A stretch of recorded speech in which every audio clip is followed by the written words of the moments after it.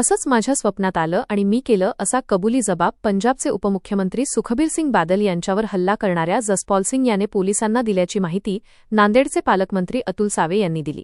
बादल यांच्यावर 2 दिवसापूर्वी मुगटजवळील मातासाहब गुरुद्वारात प्राणघातक हल्ला झाला होता। याबाबत नांदेडचे पालकमंत्री अतुल सावे यांनी प्रतिक्रिया दिली।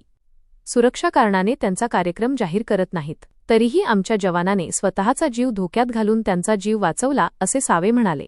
यानंतर कोणी महत्त्वाची व्यक्ती आली तर त्याची माहिती दिली पाहिजे, असे आपण पोलीस अधीक्षकांना सांगितल्याचेही सावे म्हणाले। आपल्या पोलिसांकडून सुरक्षेत काहीही चूक झाली नाही, उलट आपल्या जवानाने त्यांना वाचवण्याचा पूर्णपणे प्रयत्न केला। हल्ला कशामुळे झाला याबद्दल आरोपीने काही उत्तर दिलं नाही। असंच माझ्या स्वप्नात आलं आणि मी केलं असा जबाब आरोपीने पोलिसांना दिला, अशी माहिती सावे यांनी दिली।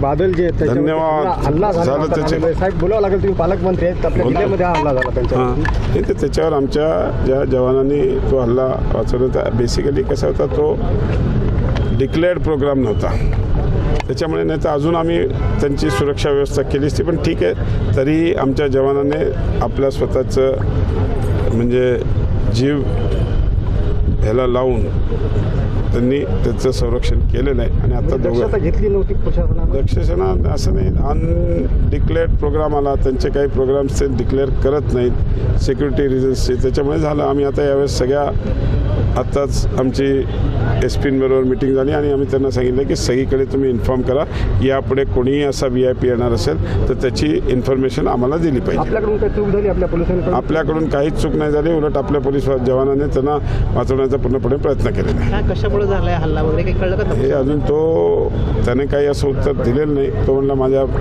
असंच मला स्वप्नात आलं म्हणून मी केलं।